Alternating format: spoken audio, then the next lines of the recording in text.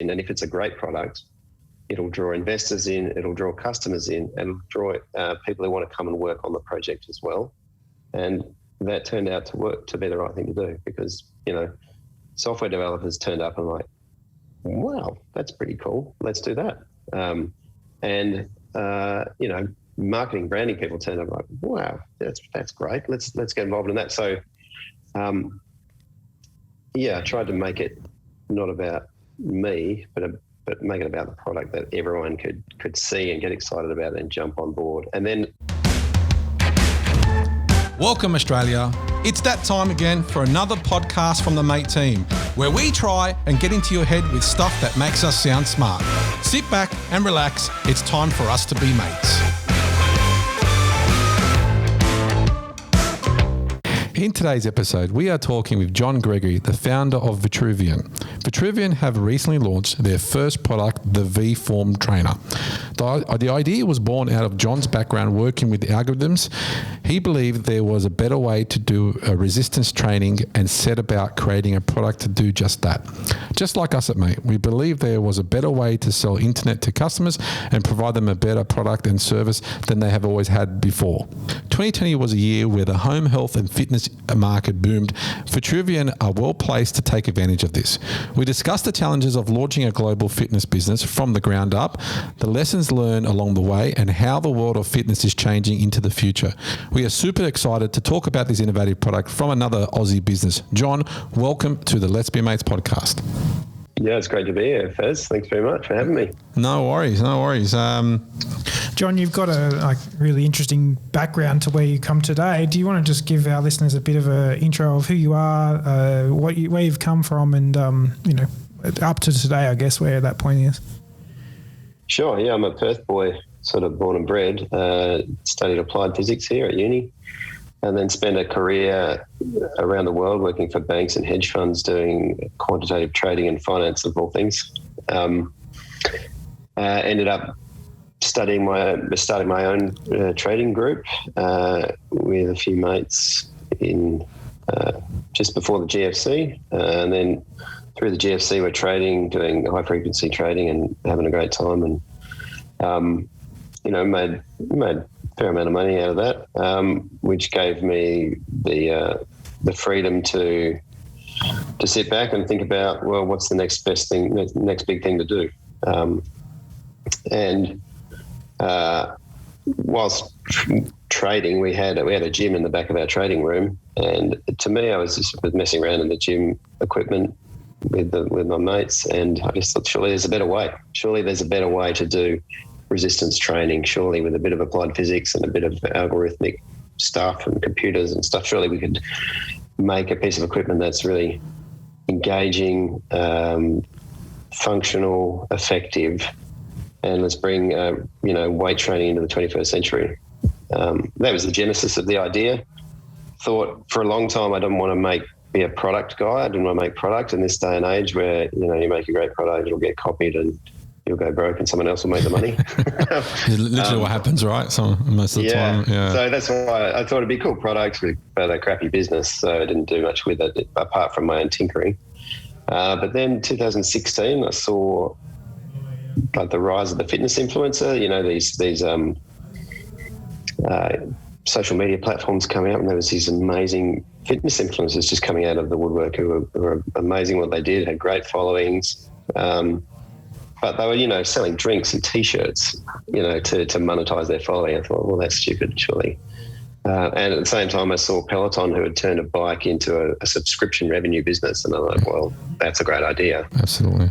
Can I design a piece of hardware that is effective and functional way of doing resistance training, and can I use that to connect fitness influencers to their followings in the home and make an engaging and beneficial experience? That was the kind of light bulb moment back in 2016 now.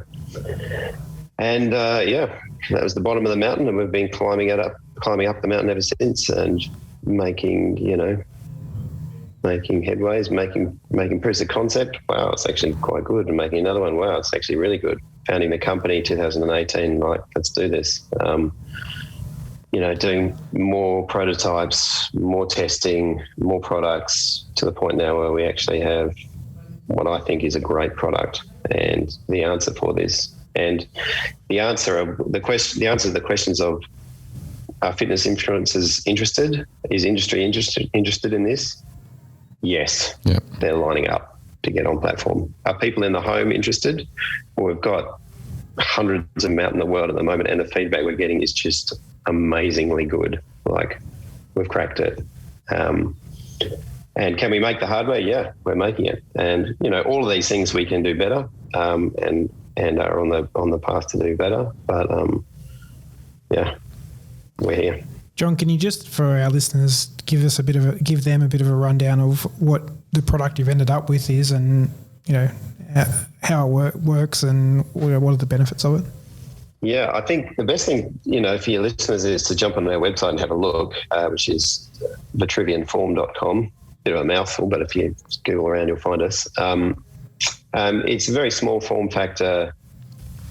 Maybe it's like a very large skateboard or something like that, which you stand on, and it has two handles coming out of it, and those handles are connected to cables, and those cables deliver anywhere from 0 to 100 kilos of tension on the cables. It's controlled via an app on your smartphone, which lets you turn it on, select workouts, select classes, and lets you step into a really flexible, dynamic way to do resistance training. And it's for everyone. It's for families. It's for people who are getting old and just need to do some resistance training to work on their muscle atrophy. It's for young people who are wanting to do work on specific things for their sports training. Perhaps it's for mums and dads who just don't have the time to go down to the gym, but know that they need to keep some muscle tone going. That's what it is. Kind of hard to describe. Much easier to understand when you see a picture of it or see a movie of it.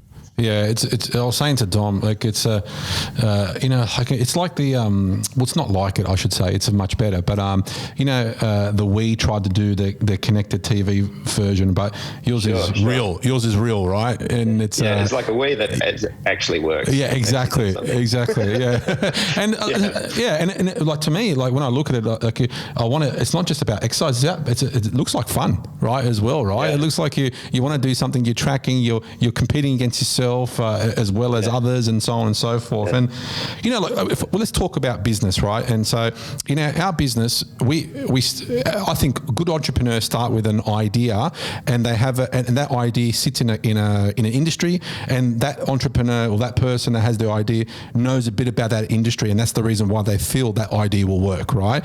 But then you get into a business, right? You build products, you sell services, you start doing marketing, you start answering customer service calls, all these different things, and then you fall out of your direct expertise, right? And so I'd love to understand your story around the journey of how you started with your idea, how you brought it to market. But along the way, when did you realize you needed different partners to come on board, people to help you run your customer service or do your marketing or build the product for you? Where did you bring partners into the mix in your business story? Yeah, I reckon day two.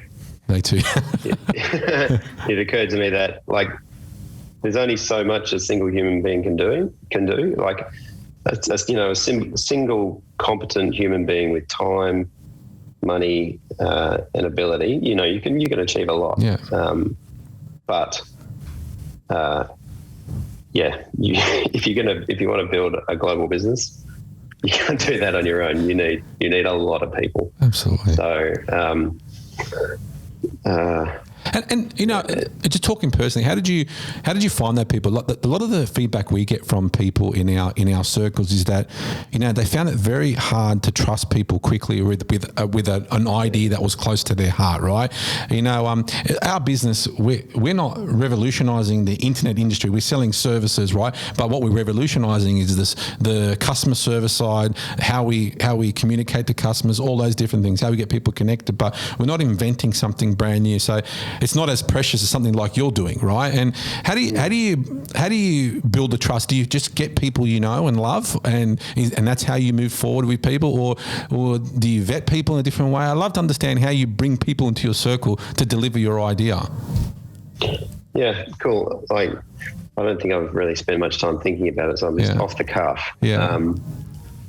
And looking back over the last couple of years, I think fundamentally I focused in the early days just on the product.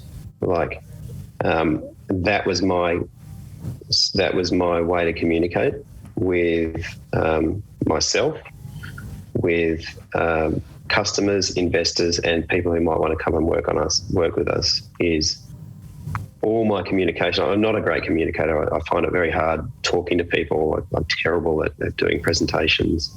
Ask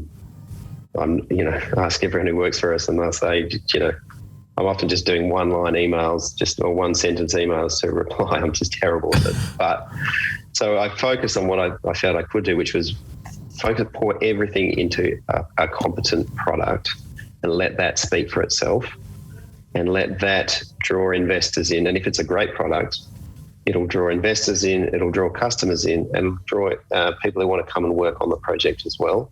And that turned out to be the right thing to do, because, software developers turned up and like, wow, that's pretty cool. Let's do that.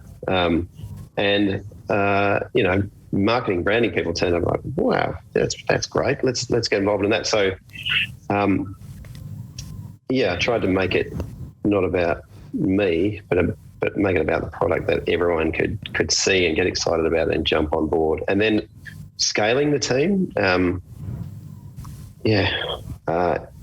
I think we're doing it fairly organically by getting everyone to find other people. So being fairly distributed in it, like the IT guys that we've got now, we've got 6 or 8 of them, they've found themselves. So we built a cool product, a great opportunity, a nice place to work, and people come. I think is at a high level. What we've done. I think we can really resonate with that. No one here has been hired from a Seek or a LinkedIn ad, right? They've all been hired from, people, word of mouth, people that we've communicated with in different circles that love what we do and feel passionate about what we do, and we found them, right? Good people find good people, in my opinion. Yeah, people turn up. It's like, it's hard to, you can't put that in a business plan, but weirdly, when you need someone, you find them, and you find good people. And sometimes you don't. We sit in the business here, and we've got 70 people now, and we sit here and go, wow, shit, where'd they come from? How did that even happen? And so it's a funny story like that. It's exciting. That's when you've got something, when you can attract, not just customers, but people to come and work on the team. Because if all you've got is like dog food, it's hard to make that feeling to come and work on, but it's good. No, I agree. And when we see that the team get excited, we have a big scoreboard, a couple of scoreboards in the business, around, support calls, sales, all those different things. And, some of these things trigger different things. And, when we make a sale and somebody buys a mobile and internet together, everybody claps, and it's just builds that sort of excitement. And I think everybody wants to achieve that as well themselves. So I get that. I think, and another thing to say is, when you, like in the early days of talking to investors, investors said, well, I can see that's a cool product, but show me traction. Yeah. Show me, custom traction. It was a bit narrow. I can understand why they asked those questions, but my answer would be, see a bigger picture. If you have what you really need is traction with people wanting to come and work on the project. That's very important as well. If you've got a product or a service that customers really want, but no one wants to come and work on it with you, well, you've got strife. So traction, I think this business and this product has traction from an investor point of view, from a customer point of view, from a influencer point of view, joining the network, and from an employee point of view as well. People want to come and work on this because it's so damn fun and so exciting. Jon, you mentioned investors. You've raised nearly $3.5 million last year. what was probably your biggest takeaway from that process, or talking to fellow entrepreneurs? What would be your, number one, if you're going to try and raise money, get your ducks in a row here? It's a full-time job. Just get stuck into it, and it's painful, slow. You bang your head against the wall. You'll find your voice. You'll find out what you want to say to people, and you'll end up, if you keep going, you'll find the right people to say it to. Yes, it's the answer. Don't give up. If you've got a truly great product and you're a half decent person and you've got a team that are interested in the product, you'll succeed. You can't give up, and don't expect the first call to go anywhere. Some of our conversations of a year ago have only just come back to become investors now. Some of these conversations take an awful long time, and that's part of the process. It's messy, scrappy, organic, but one of the really good things that talking to capital investors makes you do is it clarifies your own story. It clarifies what you're saying to yourself. I mean, we were fortunate, I think, that I had enough money to finance the company to a reasonable degree for the first 18 months, which let us do things that didn't really make sense. Like I couldn't have got investment for it because we just need to do this. Yeah. We just need to work on this. We need to build this because I can see it. I can't communicate it to you, but there's something really amazing here. And then through the process of talking to capital, you clarify your own message. You get better at talking, and the message itself and the vision itself gets clearer. So there's probably no other way to do it other than you just got to go and do it and don't give up, and you'll get there. So what does that funding allow? Unless your product or service sucks or you suck, in which case you fail. What does that funding allowed you to do as a business? Obviously, creates exponential growth, but what are some of the things you went, okay, now we've got some funds there, let's go do this? Yeah, so the money let us build a team, build productive capacity, and build a presence, or build some kind of scale and scope in communicating who we were to the world. So, and that was, the money landed. We were able to do that pretty quickly. Moved into new premises, hired a bunch of people, scaled from like 3 people to 15, something like that. Got a production line up and running, got new product development going, got website, store, heaps of stuff and heaps more stuff to do still. And it also let us start thinking about the next raise, which we just closed sort of rounding up last week, and we've raised a bit over $5 million US to keep running, to keep building out a high volume product so that we can really actually scale this network and bring it to the world, because we're driven fundamentally by we've found something. We've got something. Absolutely. We've got something to bring and give to the world. We've got a way of doing resistance training that everyone needs, because, whether you're a grandma or, a mum or a dad, you need to be doing some form of resistance training just for your own general health and well-being. You might be already doing that, which is terrific. Keep doing it. Don't stop. But more than likely, 80% of people don't. And for a whole raft of reasons. Maybe I don't know, you're just a bit fat and ugly and you don't want to go to a gym. Maybe you don't have the money, you don't have the time. So this product solves a whole bunch of those problems and roadblocks for people to actually get into training. Or maybe you're just looking for something different and a new way to train and a more effective way to train. So the product speaks to a very, very wide audience of people who need this, and people who are actually, believe it or not, desperate for it.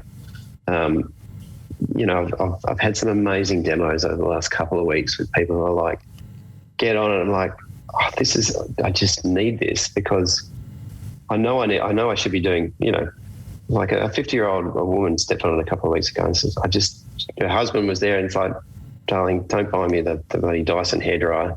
Buy me this. Yeah. Because I know I need to be doing squats and deadlifts, but I don't really know how. Like, I need someone to help me, guide me. I don't want to go to the gym. I don't have the time. I need this.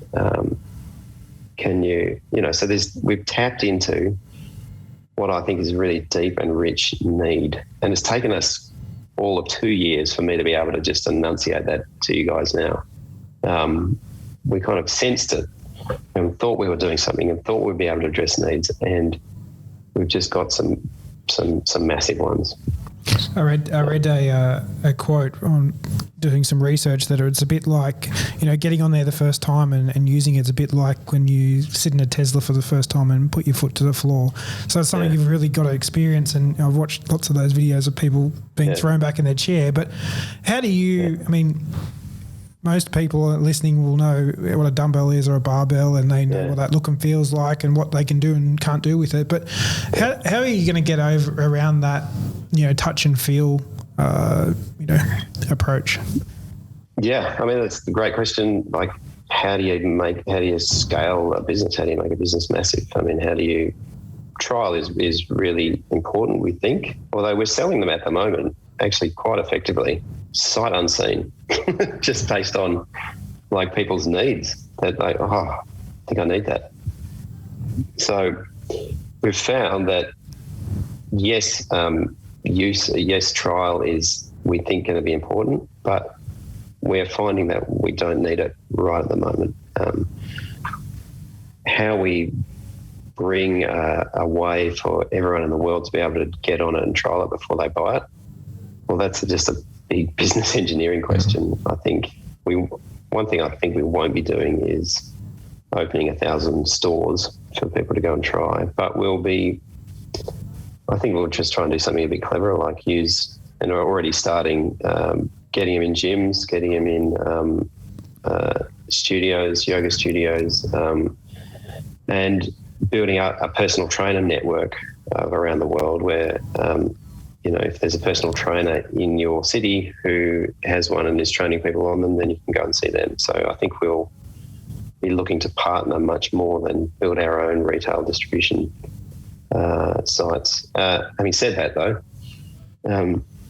there are some big retailers that would be interested in, and we're already talking to, particularly in the US and the UK and Europe, about in-store places where you can buy it in a store and trial it at the same time. So I think that's how we do it. I think retail is still got a place for experience, right? And and it's never going to go away. Like a lot of Dom and My's history is retail through brands like Microsoft, etc. And sure, a lot of the shift to online has happened, but to your point, your product, to spend a significant amount of money, you want to go and you want to see it or touch it or feel it in some way, shape, or form, and retail allows you to do that, right? And it's visual, it's videos and stuff like that. And so I think retail is going to have a place in any physical product form still until this day, and the person who creates the best experience is going to win in that space, in my opinion. Yeah, and our competitors are really already know that and are doing a really good job of that. Yeah. And I think we're just going to try and be a bit smarter. Yeah. On top of that, you've got this sort of growing micro-influencer thing you sort of said about the other PTs and stuff. But one of the things that we really rely on is our customers telling their friends and family. So, you start to tell your story and, come over and give it a go, and, it spreads organically as well. Yeah. Yeah, I think we haven't some of that stuff we haven't cracked yet. It's there to be done, and I think we will. And I can't wait to. Yeah. Just at the moment, we don't. We're not quite ready to yet. We're still doing some back end stuff to make sure that we've got the back end that can support a big network rollout. But we're lining up capital, we're lining up the production, and when we're ready to go, we're going to go. Yeah, and it's very important to get your foundations right, because once you go out there and somebody has a crap experience, you don't win them, right? You lose them, and that's it. And so you want to make sure your foundation's right, and that was the same for us here, right? Before we went out big and bold and you know above the line and all those different things with media and advertising, we had to make sure our foundation was right, because as soon as somebody came to us and gave us a try, if they had a shit experience, they were out the door, right? And our business is a high churn business, you know. So, but a lot of the questions that we do get from listeners, from people in our circles is, shit, I've got an idea. It's a product. How do I even go about creating a product? And I'd love to understand how did you go about the physical creation of the product, as well as developing, your global supply chain, or in the process of developing it? How did you, like when you said, okay, I want to do this, who the hell do you go to ask, all right, let's make it? Yeah. Well, I mean, the first instance I did it myself. Okay. Just to get it to the point, and that's how I've done my previous businesses as well, is get it to a point, do my work as hard as I possibly can to get it to take it as far as I can individually, and then build a team to professionalize it and make it all work and scale it. There's never been a better time, I think, to be doing product. It's such an exciting time to be doing product, because the tools that an individual can access to do product are all there now. You don't need to be an engineer, like a 4-year qualified engineer in all these disciplines, to do something actually pretty amazing with your own bare hands. So, for example, I'm talking about, just 3D printing and rapid prototyping, and there's software to do like really amazing industrial design. It can cost you $50 a month now. You don't have to spend 10, 20 grand on this. If you've got a great idea, do it. And that'll be the first step in a way, like ideas grow on trees, but the ability to do something about them is rarer, I think. Not even rarer. It's just it's the know-how, right? I mean, I don't know. Like we did this business. We came from that industry or in that circle, so we sort of know, okay, that guy does that, we'll ask him, and that guy does that, I'll ask him. But when somebody who has an idea, but I don't know, it's completely out of their world or out of their circle, out of their where they work, and it's a challenge to get started, right? But I think this day and age, there's a lot of forums, a lot of platforms, a lot of networking opportunities, a lot of online places to go to find the information you need. And I think people just need to, just visualize their idea, maybe put it down on paper as much as they can, and then go and talk to people in that world, in that industry, and I think it unravels itself in some way, right? Yeah. I think rather than focusing on the fact that you don't have the know-how, get the learn-how. Yeah. Get out and learn, because there's so much information out there. You can learn really quickly. Yeah. If you're motivated and you've got a great idea, you can learn how to turn that thing into a physical product pretty quickly. Yeah, I agree. It's super exciting and super fun. Yeah. You're going to need time. You're going to be up late. And up late, up early, all the above. Yeah, up early, up late. You're going to be bleary-eyed. You're going to be probably useless in your day job. Just do it. Yeah, agreed. So the product's evolved to this stage, and you've got funding, and you're sort of in that process of scaling now. But does the product itself evolve further? Is there sort of other products, complementary products, the product lines that you want to foresee in the future without giving away your product roadmap? Yeah, actually, I mean, we've got a big product roadmap, which my engineer is just banging his head against the wall at the moment. It's like 3 years of work that he's got to chew through. So for us, there's a single basic flagship product that we're bringing to the market now. There's a bunch of accessories that hang off the back of that. And then there's product SKUs that will hang off the back of that as well, some which are higher power, some which are lower power, that focus on more niche markets. there's cost up SKUs, there's cost down SKUs. It's just like, I guess we kind of see ourselves as a car company in a way, like like a Tesla started with a car, and they bring out another model doing specific things and a bunch of accessories and clothes. And, it's, whatever you can imagine. It's probably on our roadmap somewhere. That's awesome. I think it's you can go in so many different ways with what you're doing. Look, I mean, where can listeners? So let's get to the crunch. Where can listeners find out more about the V-Form trainer and also the Vitruvian app? Yeah, so you should download the app from the Google Play Store or the Apple App Store. You should go to our website, which is vitruvianform.com. The name Vitruvian comes from a drawing by Leonardo da Vinci, which is the man in the square and the circle. And it tries to encapsulate the ideal human form. So we grabbed that because we wanted to associate our company with, an iconic philosophy and an iconic kind of drawing and a genius of a man. So, so it's a hard word to spell, but if you dig around, if you Google us, you'll find us. Yeah, awesome. And I think that's the best way to get an idea about what we're talking about rather than just imagining. Yeah, agreed. We'll put all those details in our show notes anyway, so they can just click the link and make it easier for everyone. Yeah, thanks very much, guys. Appreciate that.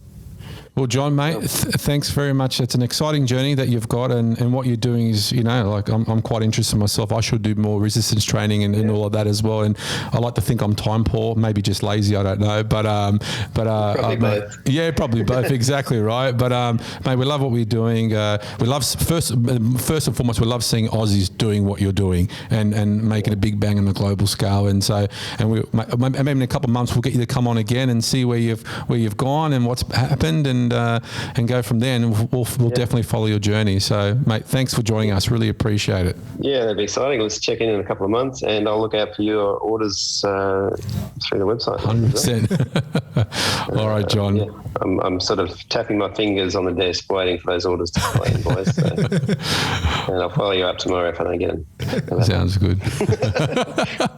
Thanks, John. Thanks, All John. right, thanks a lot. Take care. Thanks for listening to the Let's Be Mates podcast by the team at Mate. Search for the Let's Be Mates podcast on iTunes, Spotify, YouTube, and at letsbemates.com.au. Hit subscribe to get the latest episode each week. For all your telco needs, choose a provider you can trust like a mate. Visit letsbemates.com.au, Google Mate, or call us on 13 14 13 to sign up today. See you soon, mate.